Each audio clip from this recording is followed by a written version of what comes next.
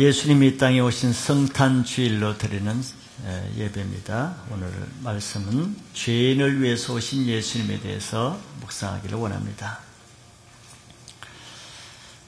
우리는 한 해 동안 우리에게 베푸신 예수님에 대해서 많이 잊어버리고 받은 은혜는 잘 잊어버리고 받을 은혜에만 관심을 가질 때가 많이 있는데, 한 해를 보내면서 또 성탄절을 맞이해서 주님이 우리를 위해서 얼마나 많은 것을 행하시고 부어주시고 또 우리 인생을 주님 안에서 완전히 변화시켜 주신 이런 것들을 다시 한번 기억하고 묵상할 필요가 있습니다. 그래서 오늘 성탄절에 기쁜 것만 전하는 것이 아니고 주님이 나의 인생이 기쁘게 되기 위해서 얼마나 많은 갑지부를 하시고 또 주님이 이 땅에 무엇을 위해서 오셔서 어떤 삶을 사시고 우리를 위해서 어떤 일을 하셨는가 하는 주님의 생애 또 십자가를 묵상해 보는 것도 이 성탄절에 예수님을 기쁘게 하는 그런 예배가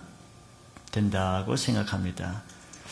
이 예수님은 이 땅에 공식적으로는 육체로는 두 번 오시죠. 처음 오실 때와 또 두 번째 오실 때는 그 목적이 다르고 또 목적에 따라서 전혀 다른 모습으로 오십니다. 처음 오시는 예수님은 오시는 목적이 죄인을 구원하기 위해서 오시죠. 그래서 그 예수님은 그 모습도 죄인을 구원하기에 합당한 모습으로 오셨어요. 그래서 예수님은 하나님의 아들이시지만서도 죄인의 모습으로 오셔서 그리고 실제로 죄인의 대우를 받으시기까지 하시면서 나중에 결국은 죄인의 명목으로 십자가의 형벌로 돌아가십니다. 이렇게 죄인을 구원하시기 위해서 오셨기 때문에 죄인과 같이 있기 위해서는 죄인의 모습으로 죄인의 자리로 낮은 곳으로 오셔야 했기 때문에 그렇습니다. 이것은 왜 중요하냐면은 우리가 예수님을 믿는다고 할 때 이 예수님을 깊이 이해하지 못하면은 예수님과 우리에는 항상 간격이 있게 됩니다. 즉 그것은 예수님이 이 땅에 왕궁에서 백마를 타고 오셨다면은 죄인들을 위해서 오셨긴 했지만 죄인들에게는 좀 간격이 있겠죠. 가까이 할 수 없는 주님이 될 것입니다. 마찬가지로 우리가 낮은 곳에 오신 예수님을 믿는다 하면서 내가 높은 데 있으면서 이 낮은 곳에 있는 예수님을 만나고 할 때는 우리는 헤롯 왕과 같이 대제사장과 같이 간격을 버릴 수밖에 없다는 것이죠. 그래서 오늘은 우리가 어떤 자리에 가야 나를 구원하러 오신 그 예수님을 깊이 만날 수 있는가 하는 것은 예수님이 어떤 자리로 오셨는가를 알아볼 필요가 있다는 것입니다. 자, 이 예수님은 참고로 마지막 때에 다시 오십니다. 한 번 더 오시죠. 그걸 우리는 재림이라고도 이렇게 말합니다. 그때는 예수님이 오시는 목적이 전혀 다릅니다. 처음에는 죄인을 위해서 오시지만 마지막 때에 오시는 예수님은 반대로 죄인을 심판하시기 위해서 오십니다. 예수님이 오실 그때까지 많은 기회를 주셨음에도 불구하고 그때까지 아직도 자기 죄를 회개하지 않고 그때까지도 아직 예수님을 믿지 않는 그런 죄인을 이제는 심판하기 위해서 오시는 거죠. 그래서 그때는 심판자로 오시기 때문에 주님은 더 이상 마구간의 아기로 오시는 것이 아니고 백마를 타고 입에 날카로운 칼을 가지고 왕의 모습으로 면류관을 쓰시고 오시는 전혀 다른 모습으로 오십니다. 그러나 오늘 우리가 보는 예수님은 아직은 은혜의 기회, 죄인들이 구원받을 기회, 죄인들을 위해서 오셨기 때문에 주님은 죄인의 모습으로 오시는 거죠. 그래서 이 성탄절은 죄인들을 위한 축제일이라고 이렇게 말할 수 있습니다. 반면에 아직까지도 자기 죄를 알지 못하는 의인들에게는 그들의 부끄러움이 드러나는 수치의 날이 되기도 합니다. 실제로 예수님이 이 땅에 오셔서 세리와 창기들에게는 환성과 축제의 날이 되었지만 바리새인과 서기관과 대제사장 장로들에게는 그들의 치부, 종교적인 그들의 치부가 드러나는 부끄러운 날이 되었죠. 바로 성탄절도 마찬가지입니다.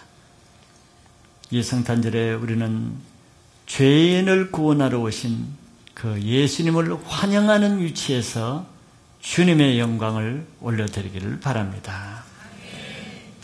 오늘 이사야서 53장은 구약에서 예수님에 대해서, 오실 메시아에 대해서 비교적 아주 자세하고 아주 구체적으로 설명하신 그런 말씀이라고 할 수 있습니다. 저는 세 가지로 나눠서 볼 때, 첫째는 1절, 2절에서 예수님이 죄인의 모습으로 오신 그 말씀이 기록되어 있고, 두 번째 파트에서는 죄인으로 오신 그 예수님이 이 땅에서 어떤 대우를 받으셨는가 하는 것이 미리 기록되어 있고, 그 다음에 마지막에는 죄인으로 오신 그 예수님이 결국은 어떤 형벌을 받으시게 되는가 하는 이런 세 부분으로 이사야서 53장이 기록하고 있다고 봅니다. 그래서 그 세 가지를 한번 보고자 합니다. 먼저는 죄인의 모습으로 오신 예수님을 1절, 2절에서 하나님이 설명하고 있습니다. 예수님은 죄인을 구원하기 위해서 오셔야 됐기 때문에 자기 스스로가 자기의 기득권 하나님의 아들, 하나님과 동등된 위치를 다 포기하시고 대신 종의 형체로, 즉 죄인의 모습으로 오셨습니다. 이것은 대단한 일이죠. 그로 인해서 예수님은 죄인들이 받아야 되는 모든 고난까지도 받으셔야 했습니다. 그것이 1절, 2절에 나오는 거죠. 먼저 죄인의 모습으로 오셨기 때문에 어떤 현상이 일어나는가 하면은 사람들이 그를 믿지 않는다는 거예요. 사람들의 불신이죠. 1절에 보니까 성경이 이렇게 기록하고 있습니다. 우리가 전한 것을 누가 믿었느냐? 여호와의 팔이 누구에게 나타나느냐? 이렇게 기록하고 있지 않습니까? 자, 하나님은 자기 아들 예수 그리스도를 보내시기 이미 이사야 이 성경은 주전 600 또는 700년 전의 말씀입니다. 기록된 말씀입니다. 그러니까 하나님은 예수님이 아직 오시기 전 600, 700년 전에 그 그리스도의 복음이 세상에 전해질 때 사람들이 믿지 않을 것을 미리 아시고 이사야 선지자를 통해서 우리가 이 복음을 전할 때 누가 믿었느냐? 여호와의 팔이 누구에게 나타났느냐? 이렇게 하나님의 안타까운 마음을 지금 표현하시는 거죠. 즉 사람들에게 예수 그리스도를 증거할 때 자기 아들을 증거하면 환영하는 것이 아니라 믿는 사람이 별로 없다는 거예요. 누가 믿겠느냐는 거죠. 그래서 결국은 여호와의 팔은 구원의 능력이죠. 하나님의 능력을 말합니다. 여호와의 팔이 누구에게 나타났느냐? 정말 하나님이 이 죄인들에게 구원의 능력을 주고 싶고 하나님의 은혜와 사랑을 주고 싶은데 그런 하나님의 구원의 은혜와 능력이 나타나는 사람을 찾아보기가 어렵다는 거죠. 왜? 믿지 않기 때문에. 이거는 조금 모순되어 보이죠? 아니, 자기 아들을 보내시면서 사람들이 잘 믿게 보내시지 왜 그렇게 보내셔서 하나님 스스로 마음을 아파하실까? 이렇게 생각해 볼 수도 있지만 하나 이거는 우리 생각이고 하나님의 지혜와 하나님의 방법은 다르죠. 하나님은 천국의 가장 좋은 보배를 사람들이 다 이해할 수 있고 받아들일 수 있는 금그릇에 넣는 것이 아니고 사람들의 눈에 천하게 보이는 사람이 무시해서 발로 차버릴 그런 질그릇 같은 곳에 보배를 감춰 주신다고 했습니다. 하나님이 무슨 금그릇이 없어서 못 넣겠습니까? 금그릇이 아까워서 못 넣겠습니까? 자기의 생명 같은 자기의 아들을 가장 좋은 곳에 모시고 좋은 아름다운 것으로 보내기 못해서 보내지 못하겠습니까? 그런 것이 아니겠죠. 하나님의 지혜는 다른 데 있는 것입니다. 하나님은 가장 귀한 자기 아들을 왜 그런 데 보내겠어요? 자기 아들이 너무너무 귀하고 그 구원이 너무 귀하기 때문에 교만한 사람들은 그 자기 아들에게 가까이 가지 못하게 하고, 마음이 완고한 사람들은 그 자기 아들을 믿지 못하게 하고, 마음이 악한 자들은 감히 그 아들을 받아들이지 못하게 하는 지혜를 내시기 위해서 질그릇에 보배를 넣은 거죠. 그래서 하나님은 마음이 완고하고 교만한 자들에게는 질그릇 속에 있는 보배가 절대 드러나지 않는 방법으로 하신 겁니다. 그래서 예수님은 복음은 귀한 것이기 때문에 하나님은 거룩한 것을 개에게 던지지 않는 분이죠. 왜? 거룩하기 때문에, 귀하기 때문에 개에게 던지지 않는 거예요. 진주같이 보배이기 때문에 돼지에게 진주는 던지지 않는 것이죠. 여러분들 진주를 돼지에게 던진다면 진주를 귀하게 여기지 않는 사람이라 그렇게 던지겠죠. 그러나 하나님은 그렇지 않습니다.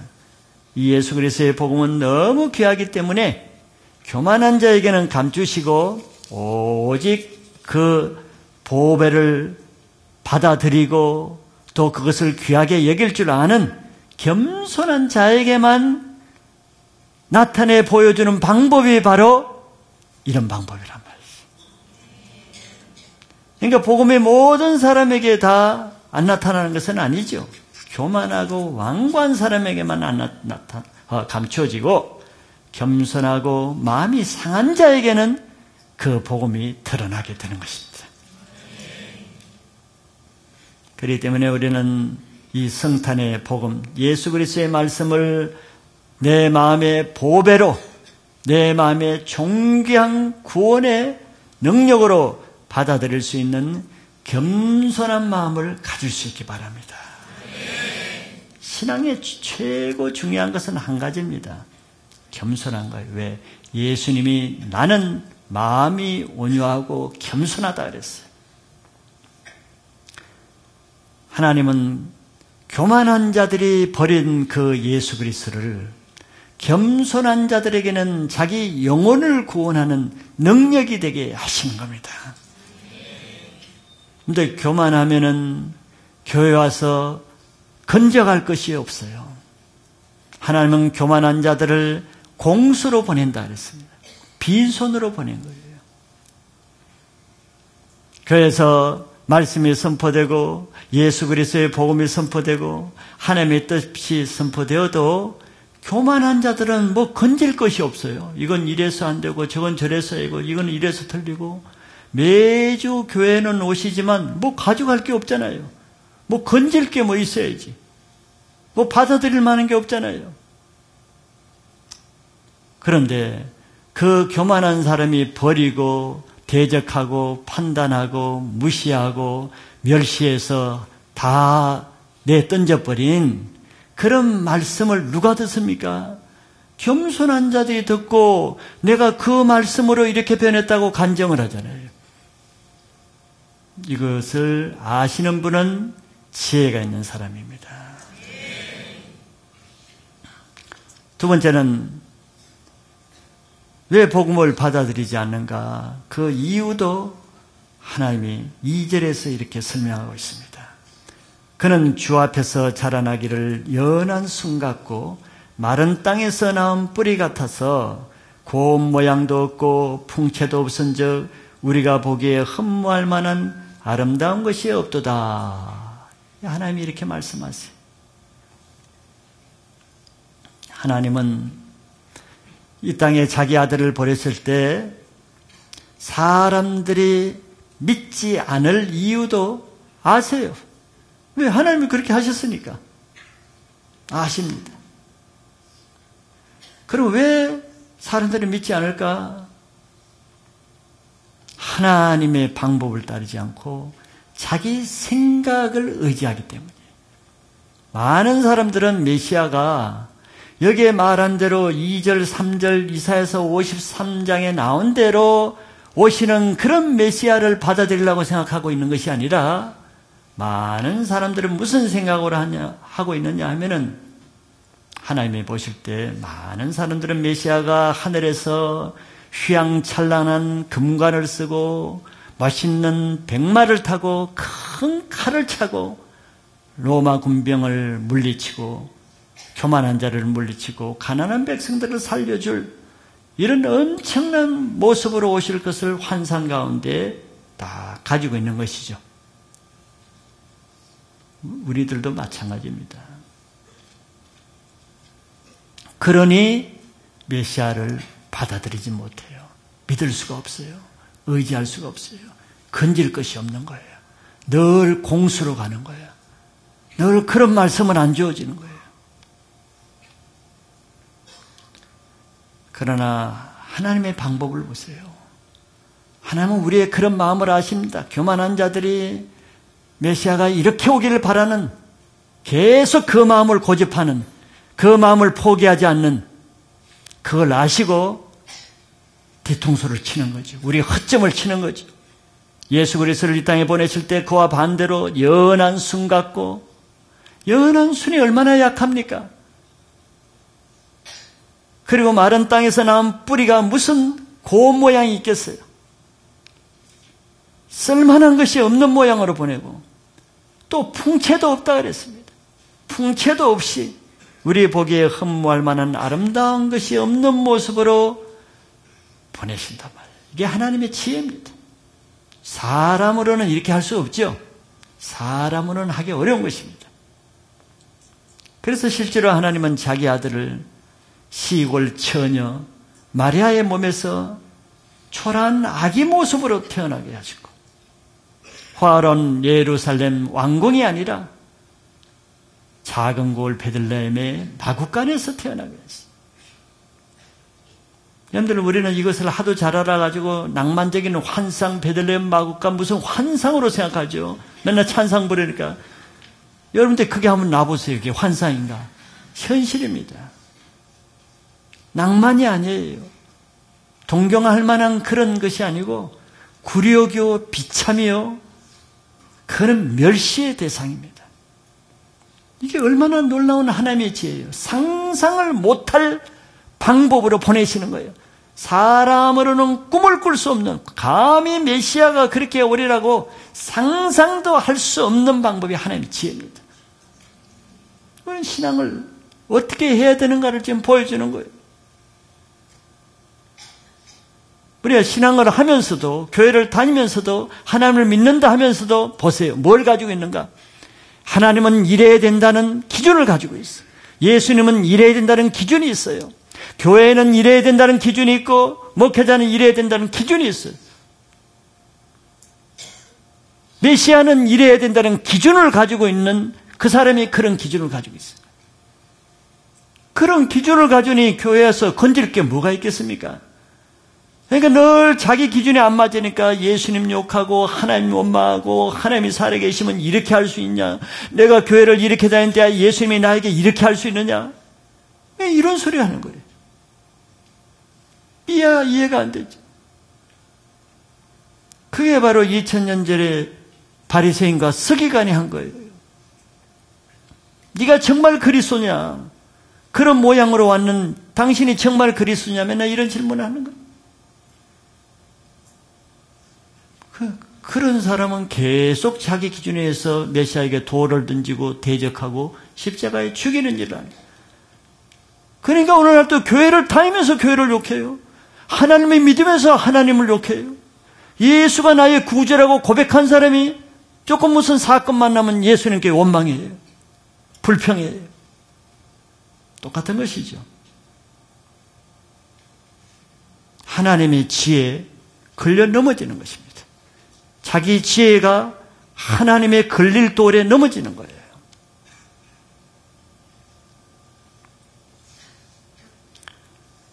하나님은 교만한 자의 눈으로는 도저히 믿을 수 없는 방법이 구원의 방법입니다. 이것이 하나님의 지혜요, 하나님의 능력이죠.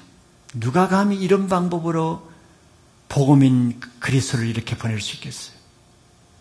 고린도전서 1장 25절에 보면은 하나님의 어리석음이 사람보다 지혜롭고 하나님의 약하심이 사람보다 강하니라. 이 말씀을 믿으시기 바랍니다. 이 말씀을 믿으시면 우리 마음이 겸손하게 되고 우리 입이 할 말이 없어지는 거예요. 우리는 늘 하나님보다 더 지혜로운 생각을 가지고 있죠. 그래서 하나님 말씀을 늘 어리석게 생각하잖아요. 교회에서 선포되는 말씀이 늘 어리석잖아요. 하나님의 어리석음이 그랬습니다. 어리석다고 생각하니까 내가 그 말들 순종 안 하고 받아들이지 않는 거 아니에요? 내 생각보다 못하다고 생각하니까. 그게 바로 하나님의 지혜에 걸려 넘어지는 모습인 그런 모습이죠.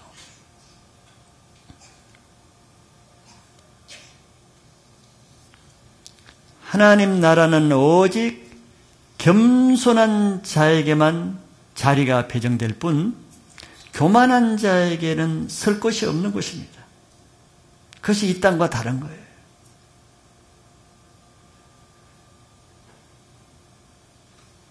딴 사람이 믿어지는, 딴 사람이 예수가 나의 구주라고 고백하는 그 예수가 똑같은 사람으로 똑같은 이성과 IQ를 가지고 있는 사람이 왜 믿어지지 않겠습니까?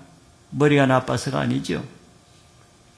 예수님이 믿어지지 않는 것은 내 마음이 교만하기 때문에 그렇습니다. 교회를 다녀도 신앙이 자라지 않는 것은 그 마음이 완고하기 때문에 하나님의 지혜에 자기 꾀가 넘어지는 모습이에요. 그러니까 못 이룰 수가 없는 거예요. 그래서 우리가 예수님을 나도 한번 믿어보기를 원한다면, 또 나도 교회를 다니지만 좀 주님과 깊이 내 믿음에 좀 깊이가 더해지기를 원한다면은 여러분들 지식을 팔 것이 아니고 많은 행위를 할 것이 아니고 내 마음을 우선 겸손하게 낮춰야 됩니다. 그래야 내가 보기에 하나님의 어리석음이 하나님의 지혜가 된다는 것을 깨닫게 되는 거예요. 아무도 누가 믿었느냐, 누가 여호와의 팔이 나타나지 않았냐 하지만 믿을 자는 믿게 되고 하나님의 구원의 능력이 나타날 자는 나타나게 되는데, 나는 이 말씀을 듣는 여러분들이 믿을 자가 되시고 구원의 능력이 나타나실 분들이 되시기를 바랍니다. 두 번째는, 큰 두 번째는요, 그건 죄인으로 오셔서 예수님은 죄인의 대우를 또 그대로 받으셨어요. 했습니다. 죄인 취급을 당하는 거죠. 죄인으로 오시기만 하고 의인 대접을 받는 게 아닙니다. 3절에 보면은 그것이 잘 나타나 있죠. 3절을 한번 읽어보면은 그는 멸시를 받아 사람들에게 버림받았으며 강고를 많이 겪었으며 질고를 아는 자라. 마치 사람들이 그에게서 얼굴을 가리는 것 같이 멸시를 당하였고 우리도 그를 귀히 여기지 아니하였도다 그랬습니다. 첫째는 멸시를 받아 사람에게 버림을 당하는 수모를 받았습니다. 예수님은 이 땅에 메시아로 오셨지만, 우리들을 위해서 오셨지만 사실 우리 죄인들은 아무도 그를 환영하지 않았습니다. 오히려 그를 멸시하고 배척했죠. 날 때부터 하나님의 왕이 오셨지만 방 한 칸을 그에게 내주는 사람이 없었다고 그랬죠. 결국 그래서 짐승들이 자는 마구간에서 이 땅에 오셔야 했습니다. 그리고 이 땅에 왕으로 오셨으나 헤롯의 위협을 받아서 나자마자 애굽으로 피난 가고 도망가야 되는 왕이 쫓겨가는 수모를 당했습니다. 이게 남의 일이니까 별로 실감이 안 갑니까? 여러분들, 예수를 믿게 되면은 바로 이것이 나의 일이 된다는 거예요. 그래서 내가 이 땅에서 그리스도인으로 받아야 될 이 부당한 대우를 나 때문에 예수님이 대신 받으신 겁니다. 이 의미는, 이것은 예수님이 이 땅에서 받으신 죄인의 취급은 예수님이 단지 받은 사건이 아니라는 거예요. 그렇다면 예수님 그것을 무엇으로 받으시겠어요? 안 받아도 되는데. 왜 받으셨는가? 바로 그것이, 나를 구원하신 예수님의 사건은 나의 사건이기 때문에 내가 이 땅에서 예수를 믿고 살아가는 동안 받으셔야만 되는 것을 대신 받으신 사건이라는 거예요. 왜 이것이 중요하겠습니까? 이런 것도 내가 그냥 이거는 예수님이니까 당신이 받으신 것이고 나는 나다 이렇게 신앙하기 때문에 우리가 예수님이 받으신 이 땅에서 사람들도 예수 믿기 때문에 핍박당하고 조롱당하고 무시당할 때 우리는 그 예수님을 포기해버리죠. 예수님은 받으셨는데 우리가 이 세상에서 예수님 때문에 받아야 될 부당한 대우를 미리 주님이 받으신 것은 그 예수를 믿는 사람도 그것을 감당할 능력을 주시기 위해서 대신 받으신 거예요. 그래서 실제로 보세요. 우리 신앙생활에서 예수님이 받으신 멸시, 낮아짐, 천대, 이 십자가를 피하고 짊어지기 싫어하는 사람들은 결국 다 예수님을 부인하게 됩니다. 다 예수님을 믿지 않게 되지요. 또 교회를 다니지만서도 예수의 인격과 능력이 그 사람에게 나타나지 않습니다. 예수와 상관없는 삶을 살잖아요. 그 십자가의 권한은 예수님 것이고 나는 주님이 한 영광만 받기를 원하기 때문에 신앙의 실제가 나타나지 않는 것입니다. 그래서 그 간격이 있다는 거예요. 주님과 나 사이에는 간격이 생기는 신앙이 되는 거예요.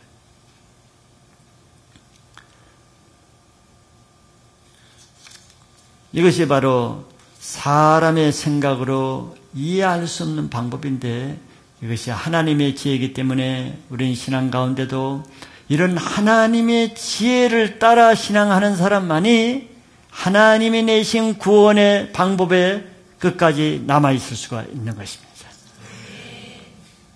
두 번째는 예수님은 강고를 많이 겪었다 그랬습니다. 강고라는 것은 슬픔이라는 뜻이 슬픔.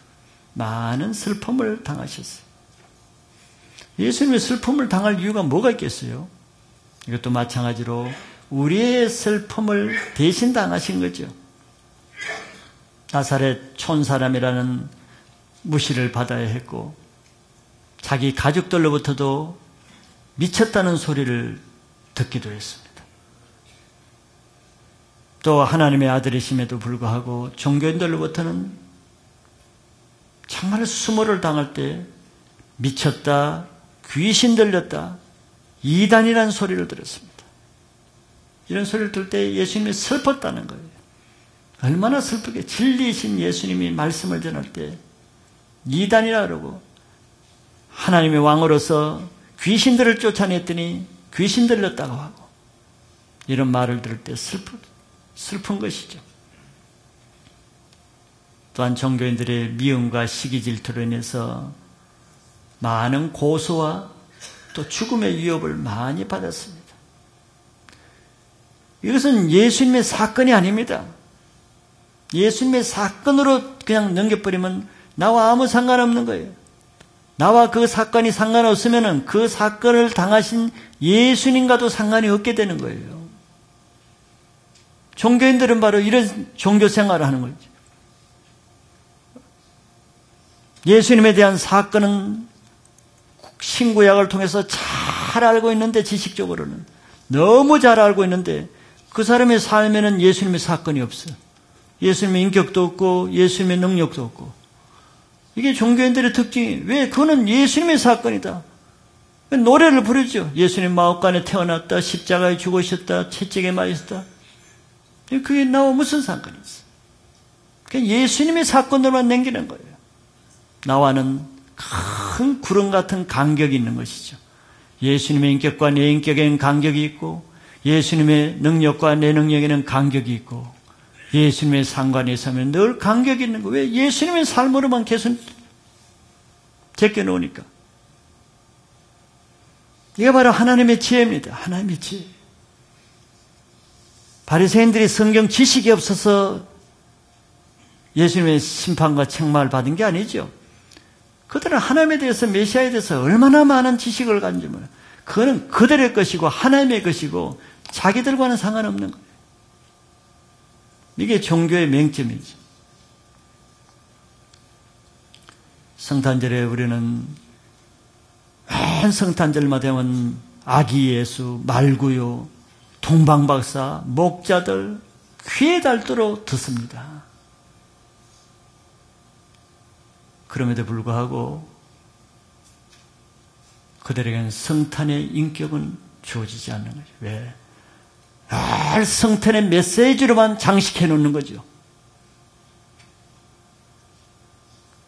이게 메시지로는 장식해 놓으니까 그건 아는데, 작년에 들었는데, 주일학교 때 들었는데 내 머리에 장식되어 있다는 거죠. 그러면서 그 사람에게는 목자의 인격이 나타나지도 않으면서 목자를 우러러보고, 동방박사의 헌신이 없으면서 동방박사를 잘 알고 있고, 이게 종교의 허점을 나타내는 것입니다.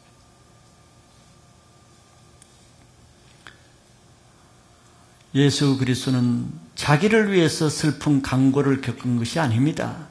우리를 위해서, 우리를 대신해서 한 거기 때문에 그 예수님의 사건이 내 것이 될 때 내가 그 포도나무 가지에, 포도나무 가지가 포도나무에 붙어 있는 것이 되고, 내가 그 안에, 그가 내 안에 있는 것은 내가 그 주님의 사건에 들어갈 때 내가 주님 안에 거하게 되는 것이에요.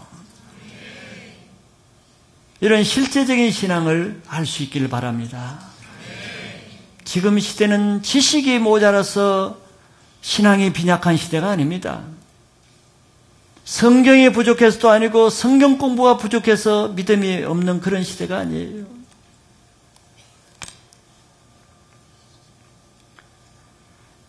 이 성탄절에 지금까지 알았던 예수 그리스도의 인격을 새롭게 만나고, 또 주님이 감당하셨던 그 실제 삶에 깊이 새롭게 들어가므로 우리의 삶이 작년보다는 올해가, 또 올해보다는 내년이 새로운 그리스도의 인격으로 변화받는 데 초점을 두시길 바랍니다.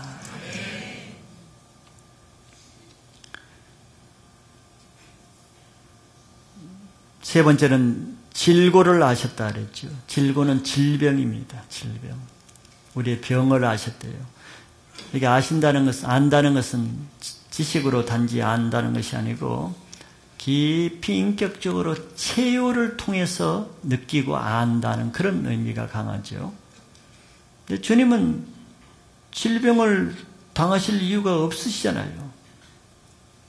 우리 때문에, 우리가 아니면은 질병을 아실 이유가 없단 말이죠. 우리 때문에 그런 것이죠. 그래서 주님은 우리의 모든 질병을 다 아시기 때문에 이 땅에 오셔서 많은 사람의 질병을 고치셨죠. 뒤에 또 나오기 때문에 나중에 또 더 하기로 하고, 네 번째는 멸시를 받아서 외면당했다고 했습니다. 예수는 고운 모양도 없어, 직업도 목수였고 출신도 나사렛이고 뭐 학벌도 없고 흠모할 만한 점이 아무것도 없었습니다. 특히 종교인들이 좀 인정할 만한 어떤 것도 없었다는 거죠. 그래서 사람들부터 보기 싫은 자처럼 얼굴을 가리우고 그를 배척했다는 거예요. 이게 얼마나 수모입니까? 남의 일이 아니라는 거예요. 예수님의 사건은 나를 위한 것이기 때문에 이 사건이 내 안에 들어올 때 그 예수님을 나의 구주로 만나게 되는 것입니다. 여러분들은 예수를 믿기 때문에 이런 대우를 받은 사람도 있을 것입니다. 정말 직장이나 캠퍼스나 가정에서 가족들로부터 또 다른 동료로부터 보기 싫은 자처럼 얼굴을 외면당하고 눈을 맞추지 않고 배척당하는 이런 어려움을 겪기도 하겠죠. 예수 믿는 것 하나 때문에. 자, 이런 메시아에 대한 네 가지를 봤는데 이것은 다 메시아에 대한 우리의 시각을 어떻게 가져야 되는가 하는 것을 보여주는 거죠. 예수님과 하나님에 대한 우리의 관점을 내려놓지 않으면은 이런 예수님을 받아들이기도 또 믿기도 어렵다는 거예요. 그래서 누가 믿었느냐 하는 것입니다. 예수님은 어제나 오늘이나 영원히 동일하신데 그런데 신앙 처음 할 때 그 예수님이 왜 중간중간 자꾸 시험을 당하고 넘어지고 떠나고 배반하고 하겠습니까? 아직 주님에 대한 우리의 관점이 바뀌지 않기 때문에 그 나의 생각이 주님은 변함없는데 내 생각이 늘 주님 말씀으로 넘어지고 주님이 나에게 행하는 일들로 대우로 인해서 넘어지고 시험당하고 실족하죠. 마가복음 12장 10절에 우리가 잘 아는 말씀, 예수님은 이렇게 말씀합니다. 너희가 성경에 건축자들이 버린 돌이 모퉁이의 머릿돌이 되었나니.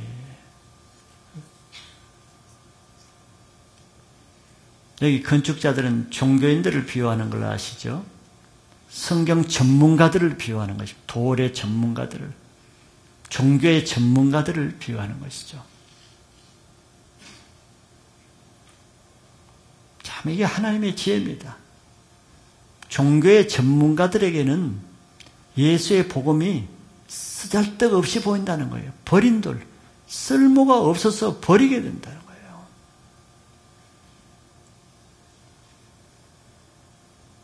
종교로 생활하면은 매주 교회 와서 말씀을 듣지만 쓸모 있는 말 한마디가 듣기 힘들잖아요. 뭐 자기 삶의 양식이 될 만이 들립니까? 자기 인생을 변화시킬 만한 무슨 뭐가 좀 들려요? 잘 안 되죠. 그래서 던져버리는 거예요. 그냥 졸다가 하는 거예요. 잡생각하다가 하는 거고. 그 주가 그 주고 다음 주가 그 주고 1년 52주가 맨 나가네. 52주 다녔는데 뭐 건질 게 없네. 그러니까 변화가 없고 신앙의 성장이 없고 영적으로 빼빼 마른 그 모습이 그 모습이죠. 늘 버리잖아. 이건 이래서 버리고 저건 저래서 버리고 건축자들은 늘 버리는 게 수단. 그리고 엉뚱한 돌로 집을 짓죠. 지식이라는 돌, 교리라는 돌, 종교의 틀이라는 돌, 자기의 의라는 돌, 외식이라는 돌, 그런 돌만 잔뜩 모아줘 집을 짓는다. 그런데 들을 게 있는 사람은 바로 그런 자들이 버린 그 돌을 가장 소중한 집의 모퉁이 돌로 삼다는 거예요. 들을 귀 있는 분들은 들으시기 바랍니다. 내가 신앙에 뭘 놓치고 있는가를 알아야 되는 거예요.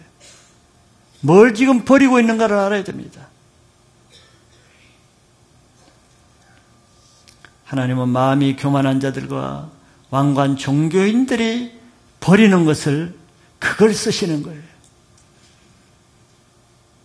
여러분들 정말 좋은 돌이 어디 있는가를 찾으려면 종교인들에게 가서 뭐를 못 듣는가를 보세요. 그리고 그걸 자기가 주워오면 돼요. 마음이 교만한 자들에게 가서 무슨 말씀을 못 듣는가를 보고 그 말씀을 자기가 주워오면 되는 거예요.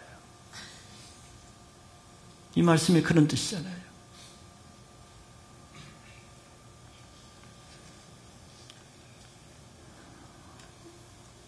그래서 하나님 앞에는 겸손할 수밖에 없어요. 겸손한 자만 하나님 앞에는 남을 수가 있어요. 그래서 주님이 나는 마음이 온유하고 겸손하기 때문에 지금 이런 모습으로 오실 수가 있었는 거죠. 그래서 내년 한 해가 여러분들의 삶에 더 새로워지기를 원한다면 뭘 더 많이 하고 또 그것도 중요하지만 내 마음을 한 단계만 낮추면은 분명히 여러분들의 보이는 눈의 세계가 달라질 것입니다. 전에 가치 없게 보이던 것이 새롭게 보일 수가 있고, 전에 무시하던 사람들이 존귀하게 보일 수가 있고, 전에 위대하게 보이던 사람이 초라하게 보일 수도 있고, 전에 가장 소중하게 보이는 말씀이 소중하게 보이는 세상 것들이 무익하게 보일 수가 있을 것이에요. 마음을 낮추는 자가 하나님 나라를 얻게 될 것을 믿으시기 바랍니다. 마지막 세 번째, 죄인의 형벌을 또 받으시는 예수님을 4절에서 6절은 설명합니다. 죄인으로 오신 예수님은 명분만 죄인이 아니고 실제 삶 가운데 죄인의 대우를 받으시고 실제 죄인의 값지불을 치렀습니다. 이것이 또 우리를 위해서 한 거예요. 우리를 위해서. 첫째는 우리의 질고를 지셨다 그랬습니다. 앞에 나왔죠. 질고는 질병이라 그랬습니다. 예수는 우리가 가지고 있는 모든 질병을 다 짊어지셨대요. 다 짊어지셨어요. 질병은 죄로부터 오는 것인데 십자가에서 우리 죄를 해결하시면서 죄에 따라오는 모든 질병까지도 대신 다 지신 것을 믿으시기 바랍니다. 마태복음 8장 17절에 이 이사야서 말씀을 신약에서 다시 설명을 해놨습니다. 이는 선지자 이사야를 통하여 하신 말씀에 우리의 연약한 것을 친히 담당하시고 병을 짊어지셨도다 함을 이루려 하심이더라. 우리는 예수님의 이름으로 우리가 앓고 있는 모든 질병을 치유받을 믿음을 가지시기 바랍니다. 그렇다면 우리에게 이 병이 남아있을 때는 예수 이름으로 병을 질책을 하고 꾸짖고 내어 쫓아 치유를 선포하시기 바랍니다. 믿음으로 할 때 이 말씀의 근거에서 반드시 질병은 치유될 것을 믿으시기 바라요. 두 번째는 또 아까 말씀한 대로 우리의 슬픔을 또 당하셨다 그랬습니다. 이 슬픔은 모든 슬픔이죠. 물질 문제로 슬픔을 당하고 가정의 문제로 슬픔을 당하고 남편의 문제, 아내의 문제, 어떤 집은 부모 때문에 자녀가 슬픔을 당하고 반대로 어떤 집은 자녀 때문에 부모가 슬픔을 당하고 또 직장에서 자기 장래로 인해서 또 자기 죄로 인해서 어떤 슬픔이든지 주님은 그걸 대신해서 다 받으셨어요. 우리가 받으셔야 될 슬픔을 다 해결해 놓으셨기 때문에 여러분들 슬픈 문제가 있습니까? 주님께 가서 주님이 이루어 놓으신 슬픔을 해결해 놓으신 그것을 믿음으로 받으시기 바랍니다. 그 해결을 받을 권리가 있어요. 예수 믿는 사람은. 그것을 자기가 짊어지고 하다가 넘어지고 절망 가운데 있지 마시고 주님을 믿음으로 주님이 나의 슬픔 때문에 그 십자가에서 고통을 당하고 죽으셨으니 당당하게 요구할 수 있습니다. 주님, 내 문제 해결해 놓으신 해결책을 내가 얻기를 원합니다. 그 슬픔에서 내가 벗어난 해결책을 받기를 원합니다. 이렇게 함으로써 슬픔 문제를 극복하시기 바랍니다. 세 번째, 우리를 위한 찔림과 상하심. 주님은 많이 찔리셨죠. 머리에 가시관으로 머리를 찔리시고 못으로 손과 발목에 못에 찔리시고 또 나중에는 옆구리에 창에 찔리셨어요. 근데 찔리는 것의 특징은 다 찔리는 곳마다 피가 흘렀다는 거예요. 가시가늘에서 피가 흐르고 발목과 손목에 피가 흐르고 옆구리에도 피가 흘렀다는 것입니다. 이 피는 바로 우리의 허물과 죄로 인해서 속죄를 위한 피입니다. 예수의 생명의 피죠. 그래서 주님은 그 흘리신 피를 인해서 우리의 모든 더러운 죄를 다 용서하셨습니다. 이걸 믿으셔야 되는 거죠. 여러분, 아직까지 죄 문제로 고통하고 있습니까? 죄 문제가 해결 안 돼서 고통합니까? 주님을 믿지 않기 때문에 그렇죠. 주님을 믿는다면 여러분들 한 해가 가기 전에 자기 죄 문제를 주님 앞에 들고 나가 회개함으로 이미 용서해 놓으신 주님의 용서를 믿음으로 받으시기 바랍니다. 내가 노력하는 게 아니고 주님이 이미 해놓으신 것을 믿음으로 받으면 죄의 모든 질고 무거움이 다 해결되는 것을 믿으시기 바라요. 네 번째는 우리를 위한 징계를 받으셨습니다. 예수님이 우리 죄를 위해서 우리가 징계를 받는 것을 대신 받으셨다는 뜻이에요.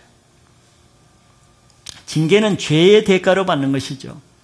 우리가 하나님과 죄를 지으면 하나님과 원수관계가 있고 원수관계가 되면 그 관계에서 나오는 징계가 주어집니다. 그것이 대표적으로 마음의 불안과 또 두려움과 또 미움과 짜증과 이런 것들이 다 징계의 부스러기죠. 하나님과 관계가 안 좋음으로써 나오는 것입니다. 하나님과 관계가 안 좋으면 사람과의 관계가 틀어지잖아요. 그 징계를 대신 받는 거예요. 그래서 그 징계를 다 대신 받으면 하나님과 다시 관계가 회복됨으로 주어지는 대표적인 것이 평안이라는 거예요. 평안. 여러분들 마음에 평안이 있습니까? 평안이 있는 것은 내 힘으로 되는 것이 아니고 성령이 내 안에 주장하실 때 평안이 있는 것입니다. 반대로 여러분들 평안이 없습니까? 마음이 불안하고 불안정하고 두렵고 무기력하고 뭔가 허전하고 뭔가 낙심과 절망이 있습니까? 하나님과 관계에서 문제가 되는 것입니다. 한 해가 가기 전에 여러분들 그런 징계로 인해서 눌리는 모든 어두운 마음들 주님 앞에 나와서 자유함 받고 새 출발하시기 바랍니다. 그건 해결하지 못할 문제가 아닙니다. 주님 안에서는 모든 문제가 다 해결된 것을 믿으면 믿음대로 되는 것이에요. 믿어지면은 여러분들 그 문제는 이미 해결된 것입니다. 믿어지지 않으면 그 마음이 그대로 계속 있는 것이죠. 그 불신의 징계이기 때문에 그렇습니다. 믿지 않는 것 죄 때문에 그래요. 마지막 다섯 번째는 우리를 위한 채찍을 맞으신 것이죠. 예수님의 채찍에 맞으실 이유가 없잖아요. 로마 군병의 채찍에 맞으셨는데 우리를 위해서 맞으셨어요. 왜? 우리의 질병을 낫게 하기 위해서 맞으셨대. 저는 옛날부터 이 채찍과 질병과의 상관관계에 대해서 많이 생각했는데 풀리지가 않아요. 이게 채찍과 우리 질병의 화학적 관계, 의학적 관계, 생물학적 관계, 아무런 관계를 대도 이게 도대체 채찍에 맞는데 왜 나음을 얻는가? 사람의 이성으로는 좀 이해하기 힘들죠. 영적인 원리이기 때문에. 그런데 한 가지 생각해 볼 수 있는 것은 우리 질병이 주는 특징이 가장 큰 것이 고통이라는 것이죠. 쏘고 때리고 또 통증을 주고 고통이잖아요. 그런데 채찍은 고통을 주는 것입니다. 채찍. 그것도 보통 고통이 아니고 로마의 그 채찍은 그 가죽끈에다가 뭐 쇠조각 같은 거 또 이런 날카로운 생선뼈 같은 거 이런 걸 갈아가지고 그걸 몸에 치면은 육체의 고통이 말할 수 없는 거예요. 살점이 찌는 거. 그것이 바로 우리의 질병이 주는 고통을 상징하죠. 질병의 특징은 고통입니다. 그래서 그 고통을 채찍에 맞으심으로 이미 다 우리가 나음을 얻게 하신 거죠. 오늘 이 질병이 하나님의 말씀을 통해서 선포될 때 주님의 채찍에 맞으심으로 질병이 낫는 사람이 있는 것을 선포합니다. 그 사람의 믿음대로 될 것을 선포합니다. 자, 하나님은 이렇게 우리가 기상천외하다는 이런 방법으로 메시아를 이 땅에 보냈다는 거예요. 그러면 상식선으로 듣지 마시고 성탄절마다 들어온 그런 성탄에 대한 스토리로 듣지 마시고 다시 한번 들어보세요. 얼마나 기상천외한 방법인가. 그 말은 하나님의 구원과 하나님의 일은 하나님의 방법, 하나님의 지혜로 하신다는 것을 아주 잘 나타내는 것이 그 중에 하나가 성탄의 방법입니다. 이것은 우리에게 무슨 메시지를 주는 거예요? 내 지혜를 내려놓지 않으면 하나님의 지혜를 얻을 수 없다는 것과 내 생각과 내 방법을 포기하지 않으면 하나님이 우리에게 행하시는 어떤 일도 받아들일 수 없다는 메시지가 있는 것입니다. 이것 때문에 우리에게 요구되는 것은 겸손의 인격이 요구되는 거예요. 왜? 하나님은 우리의 총명을 피하시고 선비의 지혜를 피하시는 분입니다. 내가 예수를 믿게 될 때는 반드시 하나님은 내 지혜를 피하시고 믿게 합니다. 내 지혜를 가지고 있는 이상은 믿을 수가 없기 때문에 이게 우리에게 겸손을 요구하는 거예요. 우리 이성과 우리의 지혜와 인간의 모든 사상의 틀을 넘어서는 방법입니다. 이것은 처음 예수를 믿을 때도 마찬가지지만 저와 여러분들이 신앙생활을 해나가는 모든 과정 가운데도 마찬가지예요. 왜 예수를 그렇게 잘 믿는다고 찬송하고 간증하는 사람이 왜 조금 사업이 망하고 예기치 못한 위험한 질병에 걸리거나 자녀들이 탈선하고 되는 것이 없을 때는 왜 예수님을 원망하고 불평하고 그렇게 찬양하는 그 입술로 하나님을 원망하는 입술이 되느냐 말이에요. 왜 그렇겠어요? 그 하나님은 어제나 오늘이나 전혀 변함이 없어요. 처음에 은혜 주시는 그 하나님이 그 하나님이고 우리를 구원하시는 그 하나님이 그 하나님이고 나를 사랑하신 그 예수님이 오늘이나 내일이나 동일해요. 그것은 무엇을 말하겠습니까? 땅에 속한 우리의 굳어진 나의 틀과 굳어진 나의 생각과 굳어진 나의 종교 틀이 바뀌어지지 않으면 한때는 은혜를 많이 받아도 한순간에 넘어지는 이유가 그것 때문에 그렇다는 거예요.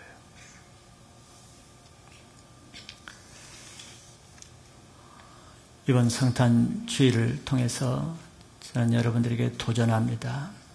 아직도 남아있는 나의 종교관과 나의 세상적인 가치관과 나의 신앙관이 있으면은 여러분들 주님께 부합하지 않는 것을 속히 내려오시고 하나 앞에 하나님의 지혜에 걸림돌이 될 만한 모든 나의 종교 부스러기들을 한 해가 가기 전에 여러분들이 2014년이 정말 새로운 해를 맞기를 원한다 그러면은 먼저 새로운 해에 발목을 잡는 자기의 종교 부스러기들을 내려놓으시기 바랍니다.